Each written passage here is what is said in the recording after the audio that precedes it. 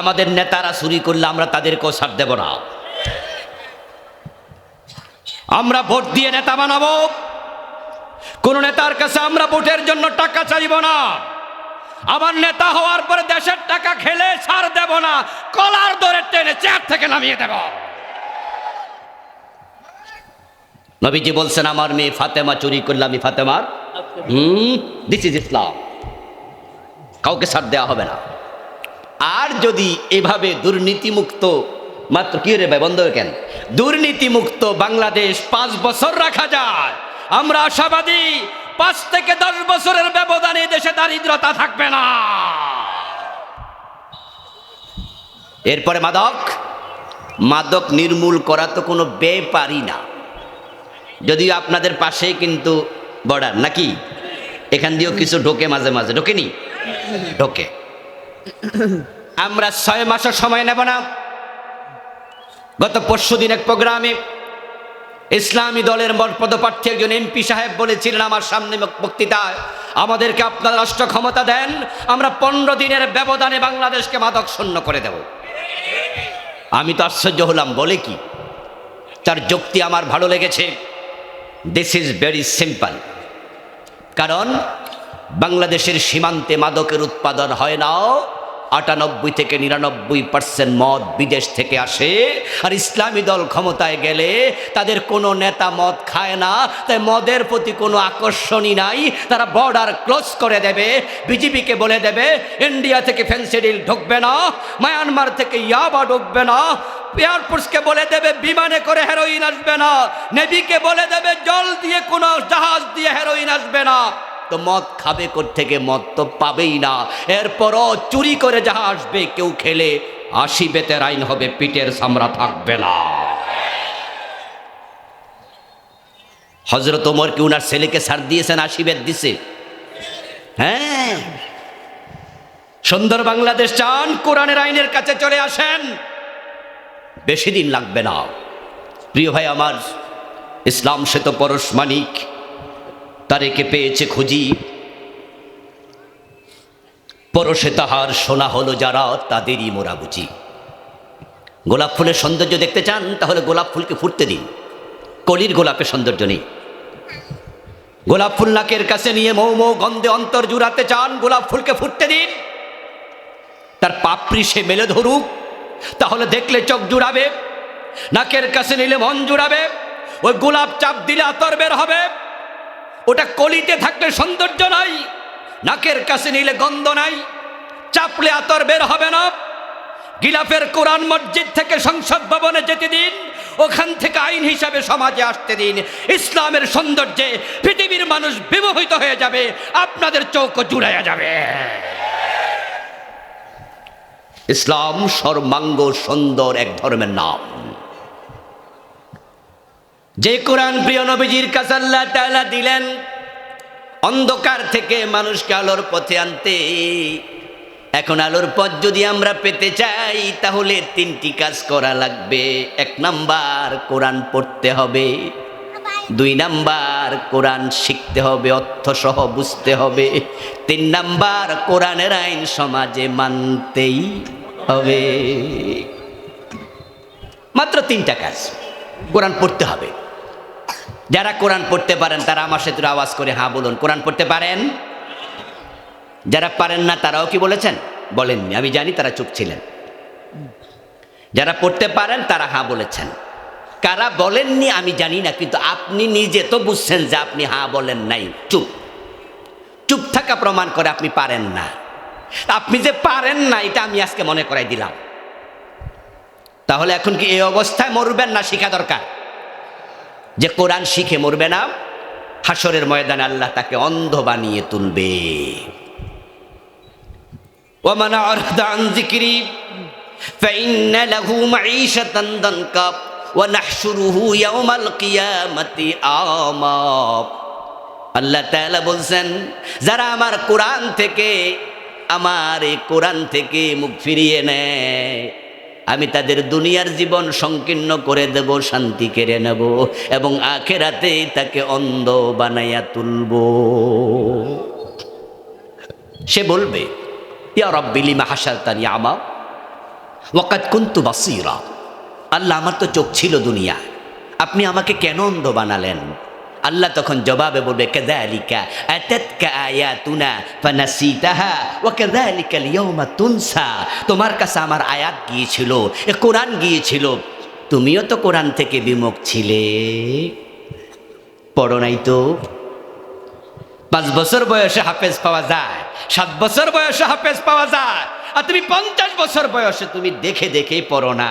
তোমার লজ্জা হওয়া উচিত ভাই, তোমার লজ্জা হওয়া উচিত। এই চোখ দিয়া কত নাটক দেখলা, কত সিনেমা দেখলা, রাস্তায় হেঁটে যাওয়া কত সুন্দরী বেগানা নারীর দিকে তাকালা, আল্লাহর কোরআনের দিকে তুমি কেন তাকালা না? কেন তাকালা না? যারা কোরআন শিখবেন না, কোরআন থেকে বিমুখ থাকবেন, দ্বিতীয় শাস্তি হবে হাসরের ময়দানে, নবীজি আপনার বিরুদ্ধে আল্লাহর কাছে মামলা দেবেন। وقال الرسول يا ربي إن قوم اتخذوا هذا القرآن مهجورا, নবীজি বলবে আল্লাহ আমার জাতি, আমার উম্মত অমুক অমুক অমুক আমার রেখে আসা কোরআন সে বাদ দিছে, এটা ধরে নাই, আমি মামলা দিলাম, তুমি বিচার করো। আমার সামনে যারা আছেন একটু দয়া করে বলবেন তো, আমরা কি রাসূলের মামলার আসামি হতে চাই না শাফাত চাই? রাসূলের শাফাত দরকার আছে? আপনি কোরআন না পড়লে তো মামলা দেবে, কিসের শাফাত? কোরআন পড়তে রাজি আছেন? সিদ্ধান্ত নেন, কাল থেকে শুরু করে দেবেন। দ্বিতীয় হচ্ছে, আমরা চাই আমরা অর্থ শিখব। যারা তেলাওয়াত পারেন, অর্থ পড়বেন। এদেশে হাজার হাজার আলেম আছে, হাফেজ আছে, 30 পারার হাফেজ, সূরা বাকারার অর্থটাও। কোরআনে আল্লাহ বলছে কামাসালিল হিমার ইয়াহমিলু আসফারা, যারা কোরআন শিখলো, তাওরাত শিখলো, ইঞ্জিল শিখলো, আসমানি কিতাব পড়লো, কি বলছে বুঝলো না, তারা হলো গাধা। যেমন গাধা চিনির বোঝা বয়, কিন্তু চিনি যে মিঠা এটা গাধা জানে না। তো গাধা কই আল্লাহ সুনাম করছে না গালি দিছে? একটু হালকা ধাক্কা মারছে, কোনটা? তিরস্কার করছে, মৃদ তিরস্কার। কেউ কারোর গাধা কইলে তার লাগে, হে কয় না আমি না, তুই গাধা।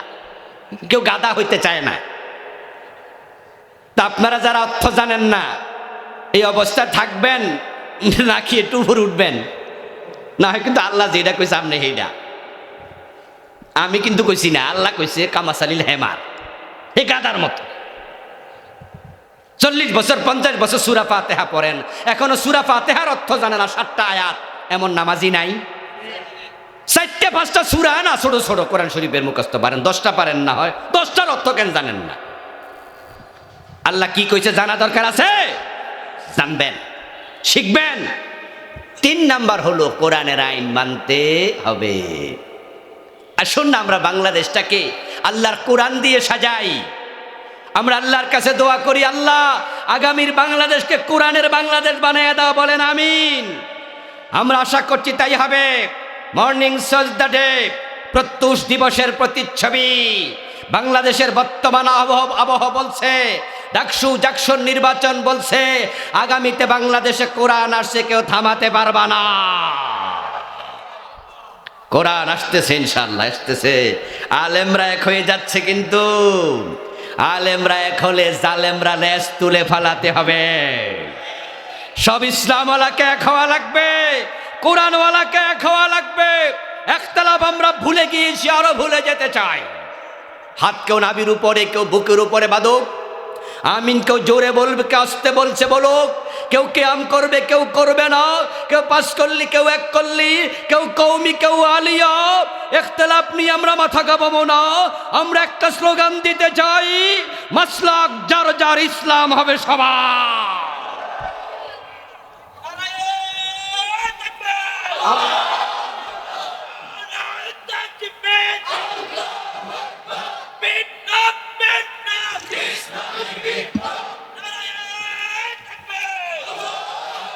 প্রিয় ভাইয়েরা আমার, আল্লাহ তাআলা যেন আমাদেরকে কোরআনের বাংলাদেশ দেখে মরার তৌফিক দেয়, বলেন আমিন। আমরা তো দেখেছি 54 বছর জাতীয়তাবাদীদের শাসন দেখলাম, ধর্মনিরপেক্ষতাবাদীদের শাসন দেখলাম, আমরা কি এখনো কোরআনের শাসন দেখেছি? একটাবার দেখা দরকার আছে না নাই, যে আল্লাহর কোরআনে কি শান্তি আছে? একটাবার দেখি না, একটাবার দেখি না।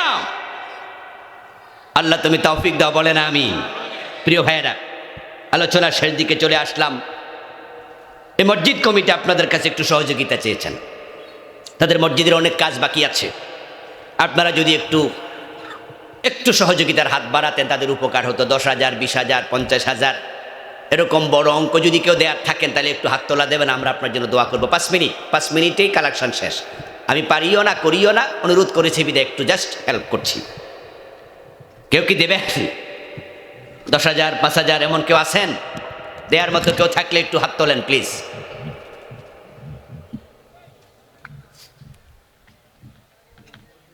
মসজিদ কমিটির কেউ আছেন কিনা? আমি জানি পিস্তল ঠেকাইলো পকেটের টাকা মানুষ বাইর করে না, ডাকাতে ধরলো স্বীকার করতে চায় না, পরে মাইর খেয়ে স্বীকার করে। তো টাকা পকেটে বাইর করা সহজ না, ওয়াজ কইরা কান্দাইয়া চোখ গলাইয়া মন গলাইয়া চাওয়া লাগে। আর আমি ডাইরেক্ট চাইছি তো, ওই জন্য দিবে না। কিন্তু না, আপনি যাহা দেবেন তা আপনার জন্যই লেখা হবে, ঠিক কি না? এই জন্য যারা দিতে চান একটু বলুন।